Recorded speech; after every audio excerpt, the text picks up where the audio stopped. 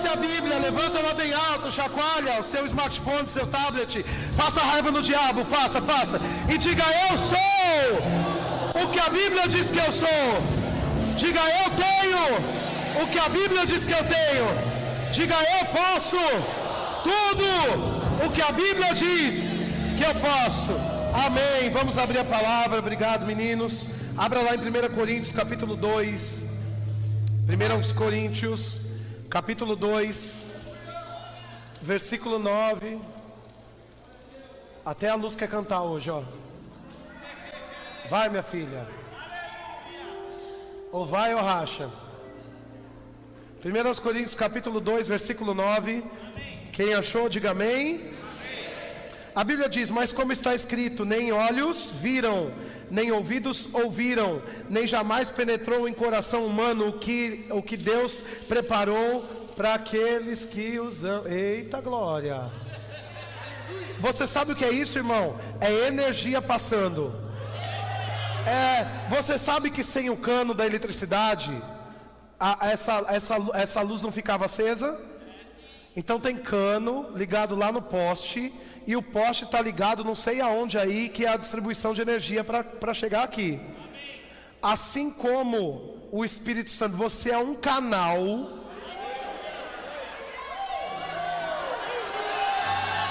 Você é um canal para a luz se levantar nessa cidade. A fonte é Deus, e você é o canal por onde a manifestação de Deus chega nessa terra. Amém?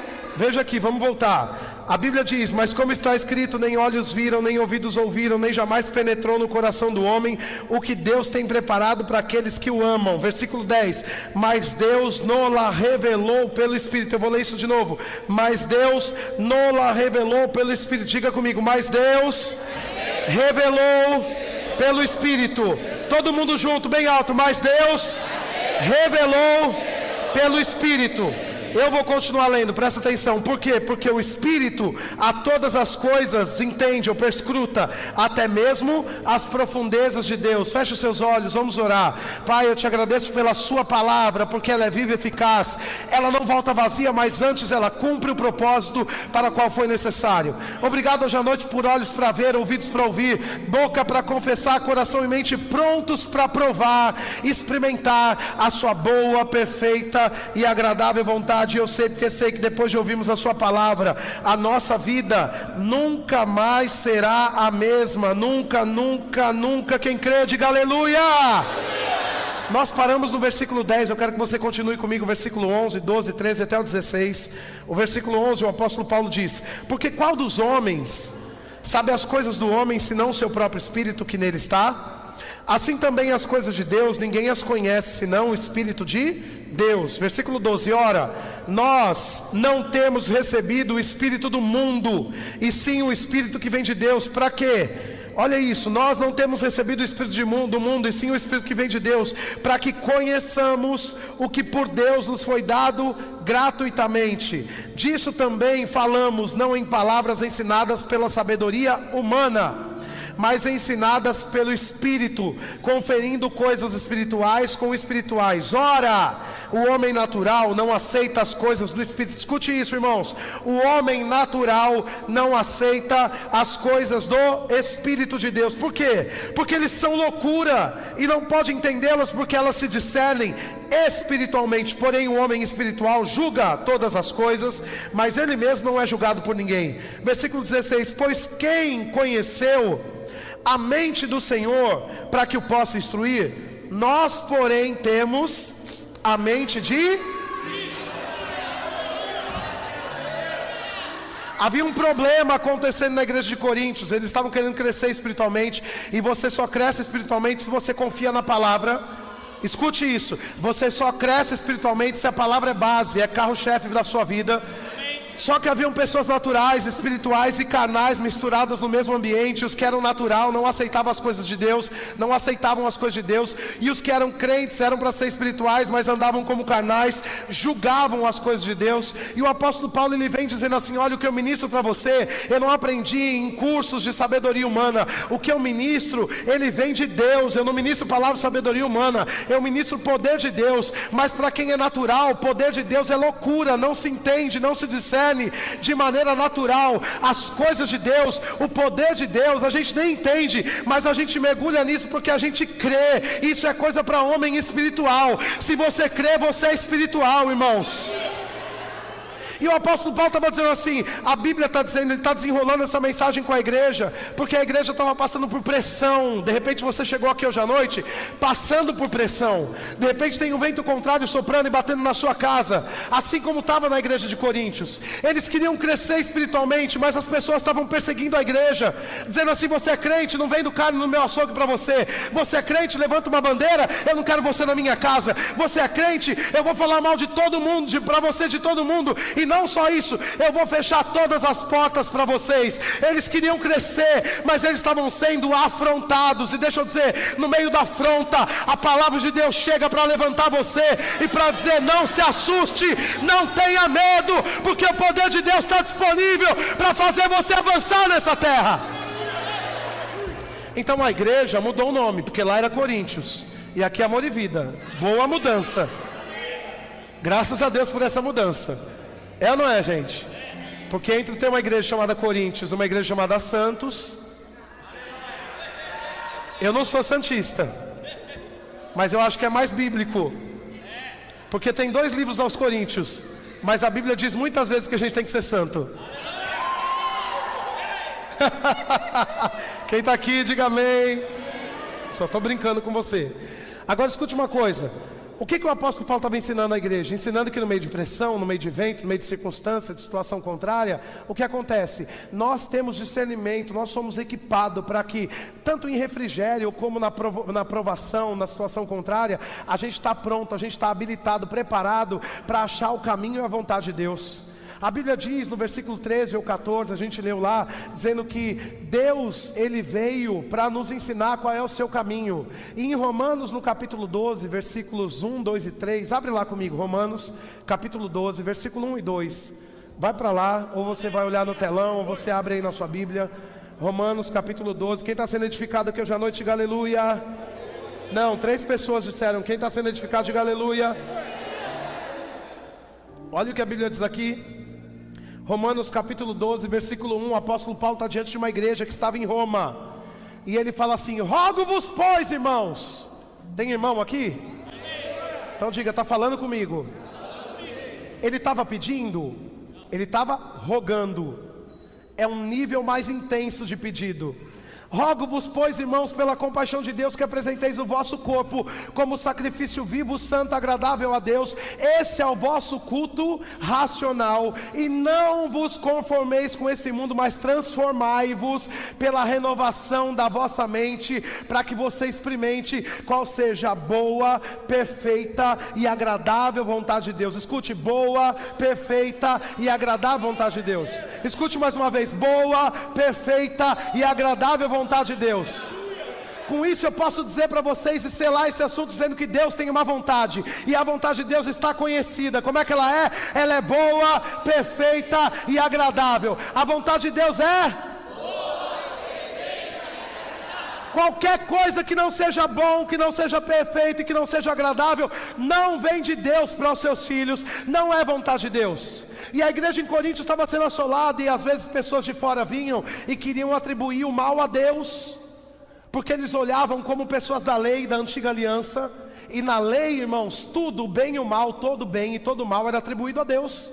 Se você folhear as páginas da antiga aliança, você vai ver nos livros de lei, no Pentateuco, e a partir dali, nos números, nos juízes, Deuteronômio, todos aqueles valores que estão ali, as pessoas o tempo todo atribuíam o mal e o bem a Deus. Se 10 mil morressem, era Deus que tinha matado. Se 10 mil vivessem, era Deus que tinha dado vida. Se uma enfermidade acontecesse, Deus enviou. Quando a praga veio, Deus fez. Mas a praga veio porque havia rebeldia à vontade de Deus. Então não foi Deus que enviou, mas a rebeldia, o coração duro de Faraó. Faraó abriram porta para que a maldição chegasse naquele lugar. Por quê? Porque Deus está comprometido com o seu projeto, guardando o seu povo. E quem se levantar contra o projeto de Deus, não é que Deus vai enviar maldição, porque Deus não tem maldição nele, ele não pode enviar a maldição. Mas a porta da maldição, que Satanás é o dono, ela está aberta para quem resiste, rejeita e despreza a vontade de Deus, irmãos.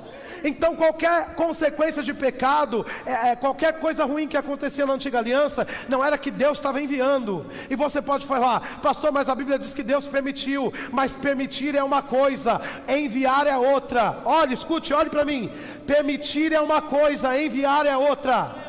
Você precisa definir isso em Deus. Você vai encontrar duas maneiras de agir. Ele tem a vontade soberana e absoluta, e ele tem a vontade permissiva. O que ele permite você viver não significa que é o plano dele para você. Gálatas no capítulo 5, a igreja na nova aliança foi instruída: de Deus não se zomba, o que o homem planta ele colhe. Então pode ser que coisas ruins tenham acontecido na sua vida, não porque Deus enviou para provar você, para você aprender a ser crente, para você aprender a ser filho de Deus. Ele não usa a prova para você aprender a ser crente, ele usa a palavra para você crescer espiritualmente. Porque o Deus é bom, o Deus é mau, irmãos. Agora em Tiago no capítulo 1:17 diz que toda boa dádiva, todo dom perfeito vem descendo do alto do Pai das luzes, em quem não muda e nele não há sombra de variação. Está descendo agora a bondade de Deus sobre a sua vida.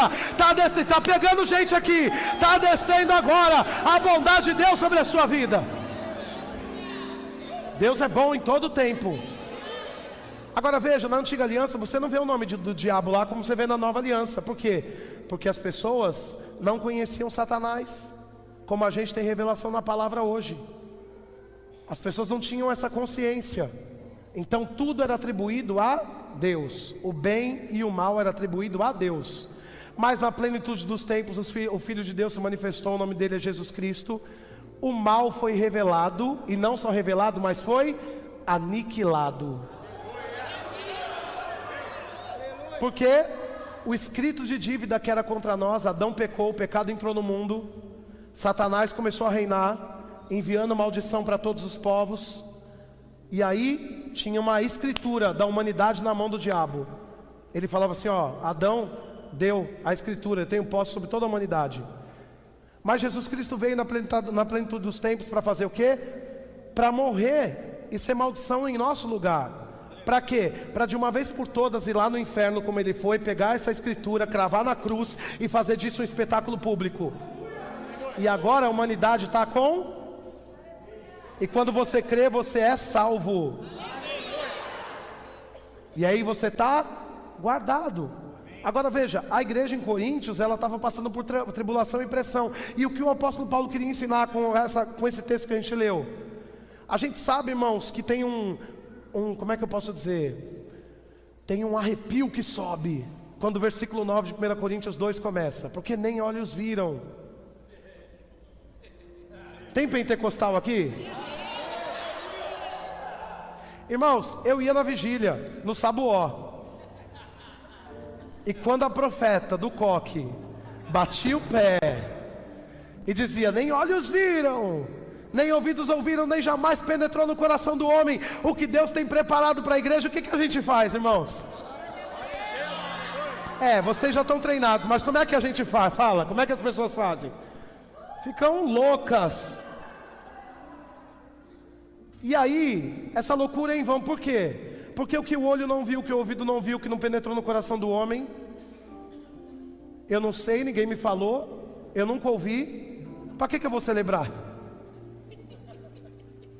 Eu não sei, ninguém me falou, eu nunca vi igual, não sei. Eu vou vibrar por quê? Mas o versículo 9 não é o fim dessa carta, o versículo 10 continua. Então o que os olhos não viram, o que o olho não viu, o coração não viu, nem jamais penetrou no coração do homem, é que Deus tem preparado para a igreja. Mas Deus nola revelou pelo...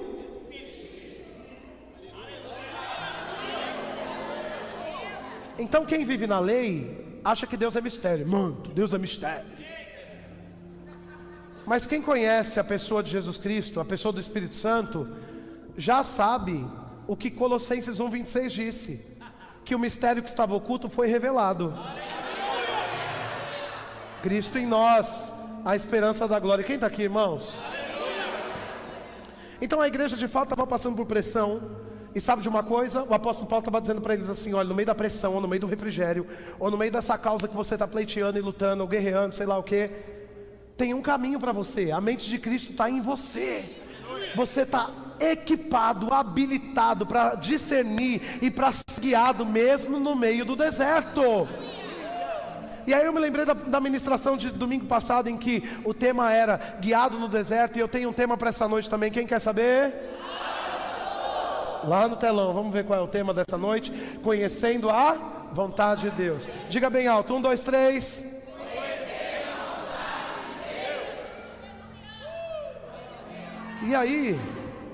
E aí eu estava me lembrando disso, e parece que a gente fica assim extasiado quando a gente vê que Jesus Cristo, cheio do Espírito Santo, quando saiu do Jordão, foi guiado no deserto. Guiado no deserto. Eu sei que, como eu disse na semana passada em Mateus, a Bíblia fala que ele foi expelido, ele foi conduzido para o deserto. Mas a raiz dessa palavra, conduzido, expelido, ela significa um guiado no deserto. Quem está aqui, irmãos? E ainda que você viva a teologia do deserto, porque já que querem falar de teologia da prosperidade, eu vou falar de teologia do deserto.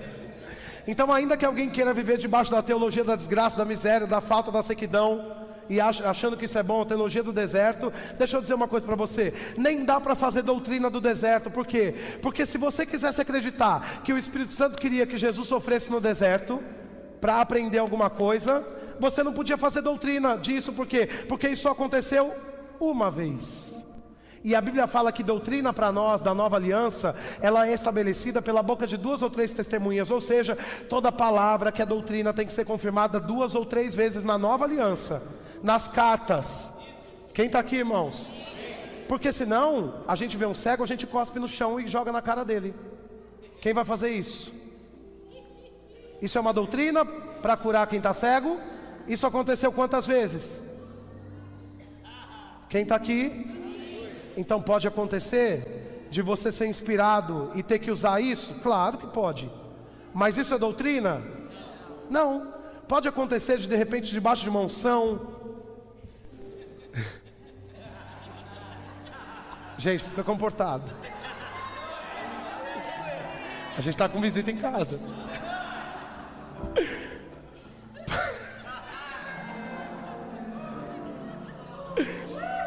Pode acontecer debaixo de unção você sair correndo pelas ruas da cidade, irmãos.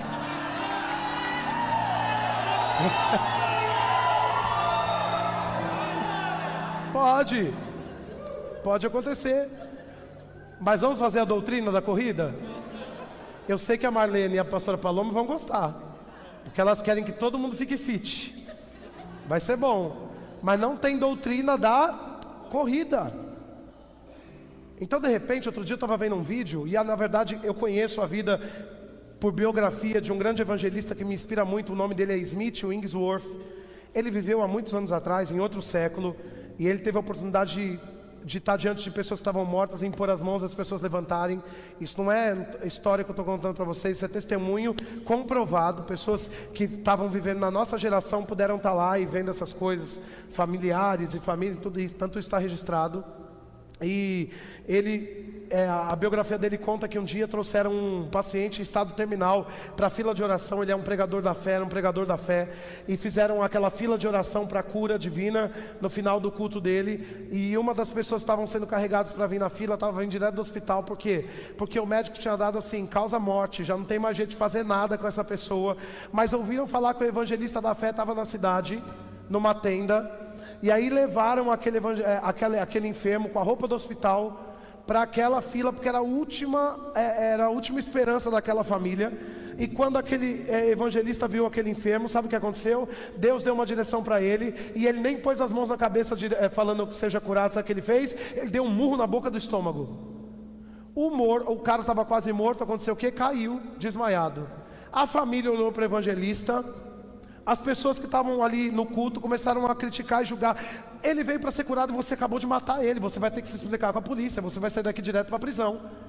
E as pessoas vinham, e ele estava comprometido com uma fila de oração. Ele falava assim: me deixa em paz, ele está curado. E orando, e as pessoas vinham puxando: me deixa em paz e tira a mão de mim, ele está curado. Me deixa em paz, ele está curado. 10 minutos depois do que aconteceu, aquele morto estava dançando e celebrando naquela tenda, correndo de um lado para o outro. Por quê? Porque ele foi curado. Agora, eu posso fazer a doutrina do murro na boca do estômago? Eu sei que de repente você deseja dar um murro na boca do estômago de alguém. E se for na unção vai ser melhor ainda. Mas a gente não pode ter essa doutrina. Quem está aqui, irmãos? Então não pode fazer doutrina de deserto. E a gente fica impressionado em ver que Jesus foi guiado no deserto. E falou assim: meu Deus, como é que o cara debaixo de tanta pressão, ele conseguiu ser guiado no deserto? Você pode pensar: claro, ele era Deus. Mas deixa eu dizer uma coisa para você. Quando ele foi enviado para a terra, Filipenses 2, a partir do versículo 5, diz que mesmo sendo Deus, não teve isso como usurpação o ser igual a Deus, e se esvaziou da sua glória, aceitando a forma de homem. Gente que nasce da barriga de mulher é gente. Quem está aqui, irmãos? Então a divindade de Deus ficou no céu, e Jesus veio para a terra como um homem. Trabalhava, tinha família, irmãos, ia no banheiro, comia o tempo todo. Então ele foi guiado por quê? Porque ele estava cheio do Espírito Santo. Em Lucas no capítulo 4 fala: e Jesus cheio do Espírito Santo voltou do Jordão. Veja isso. E Jesus cheio do Espírito Santo, como é que ele estava, irmãos? Cheio. Qual é a medida que Deus tem para você? Cheio. Como é que você está hoje à noite? Aí as pessoas falam assim: mas como é que eu vou seguir no meio da pressão? Irmãos, na hora que você está no refrigério dançando, você não está precisando de muita direção não. Você está só usufruindo. Mas na hora que o negócio aperta e vem te afrontar e vem contra você, você precisa da voz de Deus te guiando. Vá por aqui, vá por ali, faça isso, faça aquilo, fale com essa pessoa, assina isso aqui, não assina aquilo lá. E as pessoas ficam assim: mas eu não, como é que eu consigo? Como é que eu consigo? Eu não consigo ser guiado. Se você não consegue ser guiado, você tem um problemão, irmãos. Veja comigo Romanos no capítulo 8, vá para lá. Quem está aqui vai dando glória. Romanos capítulo 8, versículo 14. Aleluia.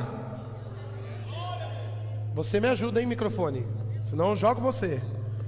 Romanos capítulo 8, versículo 14. Quem achou, diga amém. Amém. Pois todos os que são guiados pelo Espírito de Deus são filhos. Quem é filho, irmãos? Quem é filho de Deus? Se você é filho de Deus, você é guiado. Então como é que eu olho para Jesus e falo assim: meu Deus, como é que ele consegue ser guiado no deserto? Quem sabe que ele era filho de Deus? Quem sabe que eu estou diante de um filho de Deus aqui hoje à noite? Então independente da pressão que você está passando, você está pronto para ser guiado no meio dessa pressão, para o lugar que Deus tem para você, meu amigo. Deus não tem o deserto, a desgraça, a miséria, a decepção, a fome para você. O que Deus tem? O triunfo. Você é mais que vencedor. Porque eu não estou lá, eu não sei porque você não está lá, mas pode ser que Satanás, ele está fazendo resistência contra você, porque você é a pessoa certa para estar na terra nesse tempo, porque você de pé, cheio do Espírito da Palavra, sendo guiado, vai fazer um estrago nessa terra, no sentido positivo. Você sabe o que acontece quando o Neymar entra na área? Quem sabe, irmãos? Você viu o último jogo? Que dia foi? Terça-feira passada? Foi isso? Contra... Não era Salvador, não, aquilo lá. É o Salvador. Eu vi uma hora que o Neymar estava no meio campo para frente assim. O que o cara fez? Puxou ele pelo braço, pela camisa, foi puxando. Sabe por quê? Porque Neymar com a bola no pé, podem falar o que quiser, irmãos. Neymar com bola no pé, o que ele faz? Ele dribla, ele vai e faz gol. Tem um aleluia aqui. Já estamos na fé para o Neymar. Aleluia, aleluia. Agora escuta uma coisa.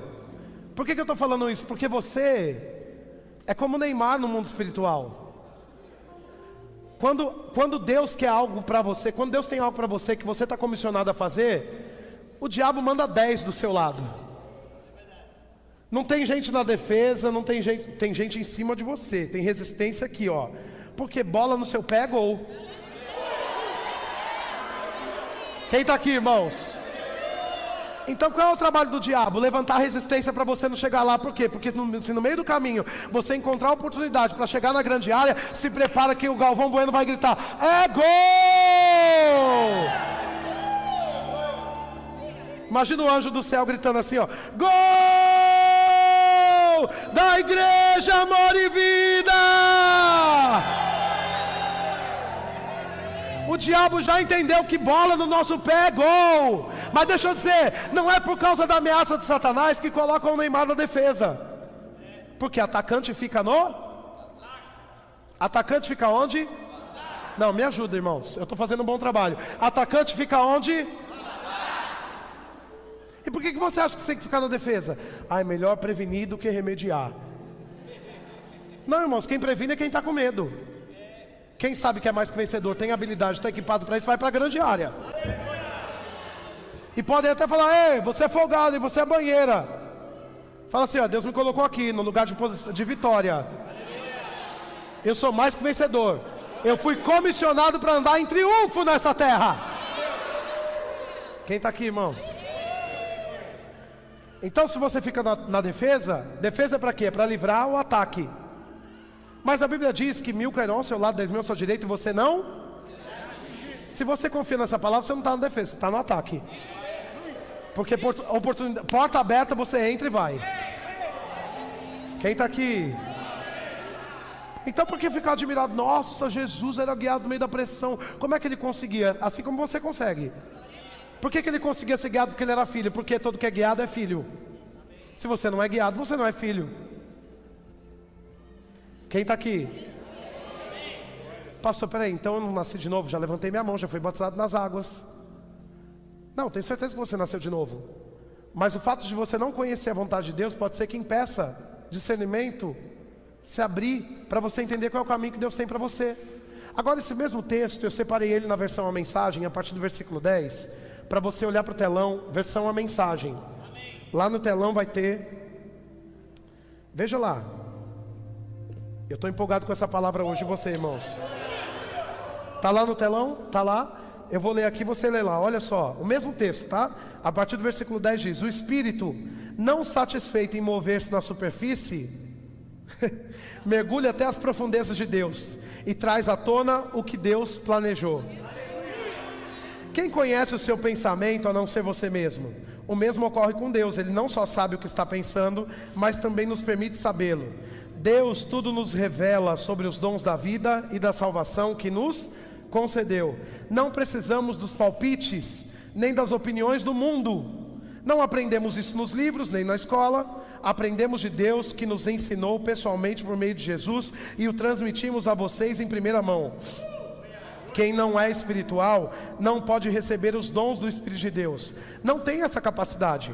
Os dons de Deus lhe parecem tolice. Só o espiritual pode reconhecer o Espírito de Deus e o espírito humano em plena comunhão, espiritualmente vivos. Temos acesso a isso tudo que o Espírito de Deus está fazendo.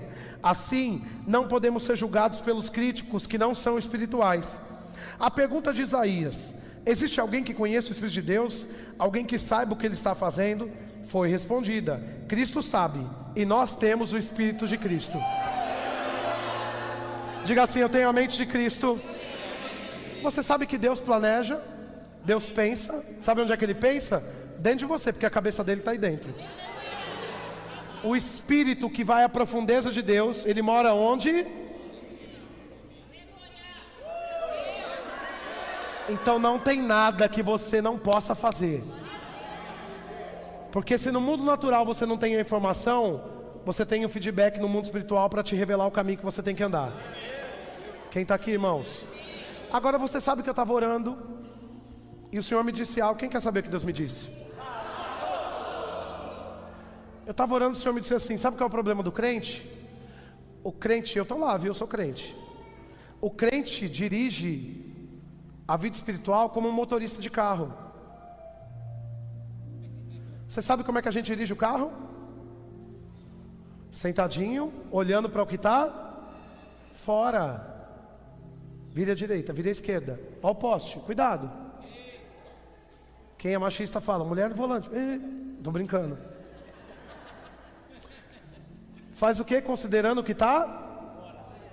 E como é que o crente está dirigindo a vida? Considerando o que está? Mas o Senhor me disse, não, o crente tem que dirigir a vida como piloto de avião. Tem um plano de voo, considera o que está dentro e o que foi estabelecido.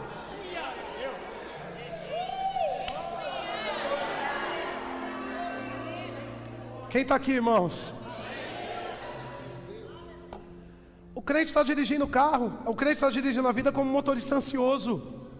Aquela pressão, você não sabe que alguma coisa pode acontecer na rua, você depende de tudo que está fora, você pode ser um bom motorista, habilidoso, vem alguém desavisado e pum! Acho que 3 anos atrás a gente estava no primeiro prédio nosso lá no Boqueirão, eu saí da igreja para ir para casa buscar o meu filho para ir para a escola, e eu estava no meu carro, dirigindo a 40 por hora, e quando eu estava passando uma travessa Avenida Brasil, que era a minha preferencial, veio um outro carro do nada e no meio da minha porta me jogou em cima da calçada. Eu estava na velocidade permitiva, consciente de todo o trânsito de fora, mas fui afetado por um desgovernado que veio no meio da rua e amassou toda a lateral do carro. E a gente fica o tempo todo olhando aqui, ó, olhando tudo fora. Só que você como crente não pode dirigir a sua vida olhando para o que está fora. Por quê? Porque você tem que dirigir a sua vida como um piloto de avião. Tem um plano de voo para você. E já está tudo estabelecido. E se ele falou, vai se cumprir, porque aquele que começou a boa obra é fiel para completar. Você acha que o piloto de avião está olhando lá do céu, ele está vendo o quê? Está vendo nuvens, céu, céu, céu, céu. Faz diferença o céu que ele está vendo, irmãos? E quando tem uma tempestade, ele fala, senhores passageiros, por motivo de segurança, sentem-se, afivelem os cintos, porque passaremos por uma pequena tribulação, turbulência. É assim ou não é? Ele diz que é pequena. Tá um vendaval lá fora. Aí você senta, você quer dar fé, faz o como? Me traz uma pizza. Eu tô aqui, não morrerei e viverei para contar os feitos do Senhor. Aí eu estava lá outro dia, irmão, sentado. Aí eu estava indo, eu ia pregar lá em Ribeirão Preto, e eu fui num aviãozinho teco-teco, sabe? Aquela turbininha assim, ó. Aí eu cheguei lá, o Wilson falou assim, veio do que, pastor? Aí eu vim dessa companhia que ele falou, Passa Medo? É uma companhia que chama Passaredo, ele falou, veio de Passa Medo? Irmãos, nada contra a companhia, foi ótimo o voo. Mas de fato, tinha 5 pessoas lá dentro do avião. Aí eu pensei, esse cai. Não falei. Pensei, esse cai. Aí sentei, entrei, falei assim, ô Pai, obrigado Senhor, não morrerei, mas viverei e contarei os feitos do Senhor. Sentei lá, aí a aeromoça tensa.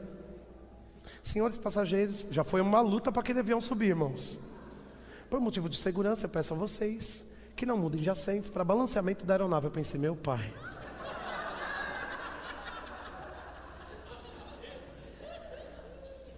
Deixa eu ver se eu posso falar isso aqui.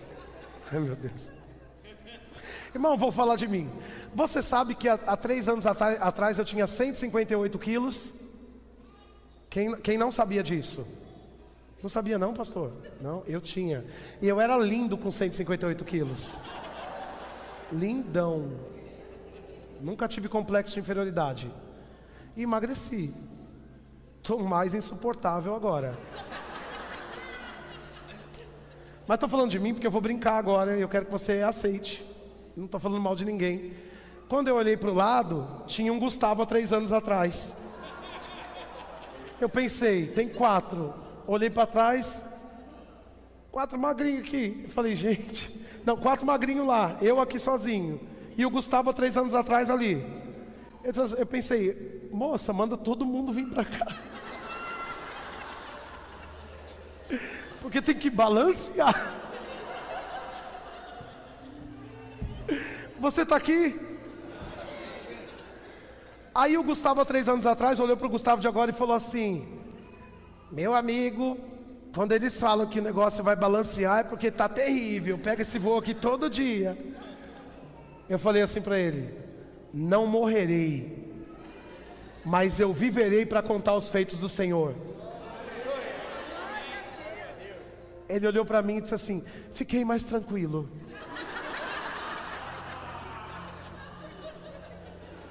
Aí a aeromoça cruzou a perna e falou: o senhor é crente? Eu falei: só fique tranquilo, minha filha, porque o plano de voo já foi estabelecido, eu vou chegar lá porque eu tenho que pregar a palavra. Quem está aqui, irmãos? Se você está lá, você vai chegar lá. Agora, o que eu estava dizendo, que o piloto, ele vê a turbulência como uma pequena turbulência. E pode ser que o avião esteja caindo, ele não vai falar para ninguém que está caindo. Ele diz assim: estamos com uma despressurização, a máscara está caindo, o povo está subindo do teto. As aeromoças: quem quer um café? Está tudo tranquilo na aeronave, vamos sentar. Por quê, irmãos? Porque eles estão em fé que o plano estabelecido vai ser cumprido. E você sabe que tem piloto de avião que não é crente, e aeromoça que não é crente, tem mais fé do que gente que é crente, está sentado no banco da igreja agora. Tem um plano de voo estabelecido para você, meu amigo. E você não vai morrer, mas você vai viver para contar os feitos do Senhor. Amém? Agora escuta, como é que eu vou ser guiado então? Se está disponível isso, eu quero que você entenda comigo isso, a questão de ser guiado. A primeira maneira de você ser guiado está em Salmo 119, vai para lá. Salmo capítulo 119. O crente não dirige a vida como um motorista de carro, mas como um piloto de avião, considerando o que está dentro e não o que está fora. Salmo 119, versículo 5, vai para lá. Salmo capítulo 119, é verso, não tem versículo, é verso. Verso 5. Quem achou, diga amém. A Bíblia diz o que? Lâmpada para os meus pés é a tua, e luz para o meu. Duas coisas que a palavra é: lâmpada para os, a mais alta, irmãos, lâmpada para os, e luz para o. Para você não esquecer, lâmpada para os e luz para o. Então qual é a primeira maneira de você ser guiado? Pela palavra. No meio da turbulência, no avião, o que o piloto faz? Ele fica em pé assim na janelinha pensando: meu Deus, o que eu estou vendo ali?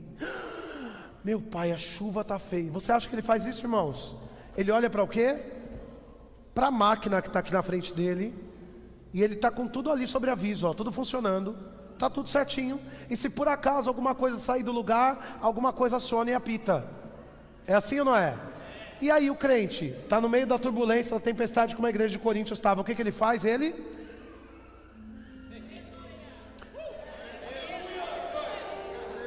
Sou jovem e agora sou velho, mas jamais vi o justo a sua descendência mendigar o pão. Os leões podem passar fome e necessidade, eu, todavia, de nada terei falta. O Senhor é meu pastor, nada me faltará. Ainda que a figueira não floresça, que não haja fruto na vide, que o produto da oliveira minta, todavia me alegrarei no Senhor, meu Deus, da minha salvação, porque Ele é minha força e me faz andar em lugares.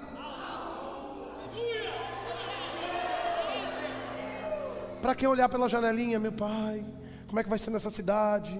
Como é que vai ser agora? Tem um corte na empresa. Tem um corte na empresa? Abre a Bíblia. Espera aí. Mateus capítulo 6. O que está dizendo aí? Se você buscar o reino e a sua justiça, todas as coisas serão.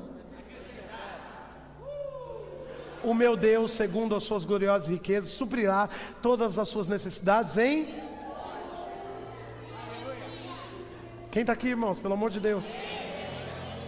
Então a primeira maneira do crente ser guiado é pela... O que significa lâmpada para os pés? Tem direção para hoje. Os pés falaram disso aqui, do presente. O seu presente não é uma desgraça se você é guiado. O seu presente é um presente. Como é que a gente chama hoje? De presente. O seu presente é uma dádiva, é um presente. Mas a Bíblia diz, o salmista diz que a palavra também é luz para o... A palavra é direção para mim hoje e para mim amanhã também. Se eu conheço a palavra, eu conheço a vontade de Deus, eu estou seguro agora. E eu estou seguro no meio de crise, no meio de problema econômico, no meio de corte na empresa, em relatório de enfermidade, eu estou seguro. Eu sou curado, sarado, abençoado, próspero, bendito, levantado, fortalecido, equipado por Deus. Tudo isso aí, irmãos, já está estabelecido. Então a primeira maneira é pela palavra. Diga, a primeira maneira é pela palavra. Na palavra você consegue entender qual é a vontade de Deus para você hoje e qual é a vontade de Deus para você amanhã também. Pastor, mas não é tudo o que eu sei, mas o que você não sabe, a fé vai fazer você fazer, irmãos. O que é fé? É a certeza, a convicção de coisas que você ainda não viu. Então, tem palavra para você ter revelação hoje, tem palavra mostrando coisas para amanhã, e o que não subiu ainda como revelação para você, a fé já subiu, para você continuar caminhando no lugar que Deus tem para você, independente do que você está vendo aqui fora. Eu estou no meio do vento, Senhor, obrigado porque eu posso todas as coisas daquele que me fortalece. Aos seus anjos você já deu ordem ao meu respeito. 1000 cairão lá, 10.000 à minha direita, eu não serei atingido. Eu estou escondido e protegido debaixo das suas asas. Está tudo bom e só vai melhorar, amados. Você consegue dizer ha, ha, ha? Mais alto, diga ha, ha, ha. Tem gente fazendo plano contra você e você está como? Ha, ha, ha. Diga assim, diabo, o seu plano não vai dar certo. Ha, ha, ha. Aleluia! Segunda maneira, e a banda pode subir. A segunda maneira para você ser guiado, eu só quero falar sobre duas, tem várias. Se você quiser conhecer mais, Unilife, vive uma vida com propósito. Nosso centro de capacitação ministerial que funciona de segunda e quarta-feira à noite. Aqui eu quero que você abra 1 João capítulo 5, versículo 10. 1 João capítulo 5, versículo 10. Tem um Deus é bom lá atrás. Quem dá mais, irmãos? Quem dá mais? Quem dá mais? Quem dá mais? 1 João capítulo 5, versículo 10. Eu quero que você leia só a parte A. 1 João capítulo 5, versículo 10, a parte A. Quem achou, diga aleluia. Aquele que crê no Filho de Deus tem em si o testemunho. Diga, quem crê tem o testemunho. Diga mais alto, quem crê tem o testemunho. Mas veja que a Bíblia diz: aquele que crê no Filho de Deus tem em si o testemunho. Isso significa que você sabe porque sabe a vontade de Deus. Alguém fala assim, você não é salvo. Você fala, sou. Cadê o papel? Me mostra. Não tem papel? Isso aqui. Mas a Bíblia. Mas a Bíblia foi escrita por homens. Mas ainda que se você rasgasse a Bíblia, eu sei porque sei. Amém. É assim ou não é? Se você rasgar a minha Bíblia, eu continuo vivendo a mesma coisa. Porque eu tenho em mim o testemunho. O que significa isso? A segunda maneira da igreja ser guiada, do Filho de Deus ser guiado, é pelo testemunho interior. Sabe o que é o testemunho interior? É o discernimento que se levanta dentro. As pessoas que são naturais, elas falam assim: eu tive uma como é que fala? Eu nem sei. Eu não sou natural faz muito tempo. Intuição. Eu tive uma intuição que eu não posso ir por aquele caminho. Não, a intuição para com isso besteira. É o testemunho. Quem é filho tem em si o testemunho. Entende, irmãos? Nem aconteceu e você já sabe por dentro. Por quê? Porque o Espírito mora aí e você está cheio dele, cheio da palavra também. Então você começa a se inclinar para aquilo que é vontade de Deus. Mesmo que você não conheça tudo que está revelado, você começa a se inclinar e viver e ir para lá, porque Deus te quer naquele lugar. E o seu testemunho vai te guiando. E você percebe que enquanto você está sendo guiado, você está em paz. Quem está aqui, irmãos? Então, primeira maneira, pela palavra. Diga palavra. Segunda, pelo testemunho interior. Diga testemunho interior. Alguém fala assim, nossa, eu acredito que eu não tenho que fazer isso aqui, mas quer saber, isso é coisa da minha cabeça. Irmãos, a Bíblia fala que você tem a mente de Cristo. Se você é um homem espiritual, você tem a mente de Cristo. Então, se é coisa da sua cabeça, diga graças a Deus, porque você tem cabeça. E quem é que está pensando aqui dentro do homem espiritual? Deus.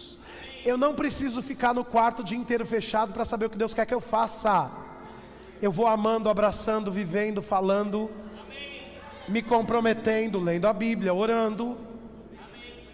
Mas eu posso não ter orado o dia inteiro. Se eu chegar aqui e tiver que fazer alguma coisa, eu vou saber por causa do testemunho interior por dentro, eu sei. Alguém fala assim, pastor, como é que você sabe que está falando da vida daquela pessoa lá? Eu sei porque sei, irmãos. Eu sei que nem você, só confio no testemunho. Pastor, mas o que você disse para mim, certinho, eu disse, é mesmo? Graças a Deus. Porque 90% das vezes que eu digo, Deus falou comigo, eu estou como? Em fé. Confiando que eu estou sendo guiado no testemunho interior. Agora, tudo que vem aqui no testemunho interior, você pode e deve conferir com a palavra. Porque o testemunho interior nunca vai levantar algo que não seja bíblico. Quem está aqui, irmãos? Então o testemunho interior vem para testificar. Um testemunho do que? Da palavra. Você tá aqui hoje à noite? Você está cheio de Deus aí dentro, meu amigo. Você está pronto para resolver sua vida amanhã. Você tem a resposta que você precisa aí dentro de você, não está fora não. A Bíblia diz que aquele que é filho tem em si o testemunho. Você tem dentro de você a resposta. Você tem dentro de você a saída. Você tem dentro de você o escape. A habilidade que você precisa está dentro de você para resolver qualquer coisa que você precise resolver. Tudo que você precisa fazer essa semana, você já tem a resposta aqui dentro de você. Espera aí, eu vou ler mais um texto. Vai para Romanos capítulo 8, volta para lá que a gente começou, a gente falou de lá, vamos voltar para lá. Romanos 8:16. Romanos capítulo 8, versículo 16. Quem achou, diga amém. A Bíblia diz que o próprio Espírito testifica com o nosso... Diga, o próprio Espírito... Espírito letra maiúscula não é você, é Deus, o Espírito de Deus que mora em você. O próprio Espírito testifica com o nosso Espírito. Então tem o Espírito de Deus, mas você também é um Espírito. Está escrito em 1 Tessalonicenses capítulo 5, versículo 23, que você é um Espírito, tem uma alma e habita num corpo.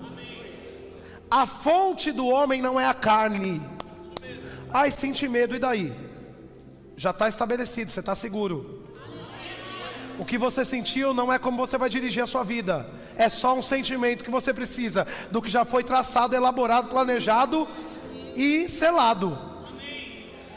Então, a Bíblia fala que você é um espírito. Diga, eu sou um espírito. Mais alto, diga, eu sou um espírito. Aí a Bíblia diz que o próprio Espírito testifica com o nosso espírito que somos filhos de Deus. O que significa, mais um texto para reforçar, que dentro de você já tem a habilidade para discernir e perceber o que Deus quer para você.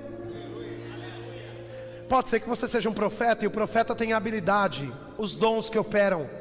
A palavra sabedoria, conhecimento e discernimento de espíritos, isso tem que operar na vida de um profeta. Se você não entende nada sobre isso que eu estou falando, Unilife, viva uma vida com propósitos.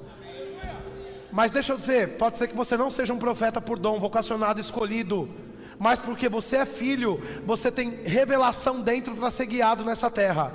Assim como Jesus foi guiado no deserto, você está pronto para ser guiado no meio da pressão que você está passando. Tem uma porta aberta, pronto, esperando você passar por ela, para você usufruir, pegar, tomar posse de tudo aquilo que Deus já disse que é seu nessa terra. E você vai pegar, por quê? Porque o testemunho interior está se levantando agora dentro de você, se levantando agora dentro de você, se levantando agora para mudar a sua história, para mudar a sua vida.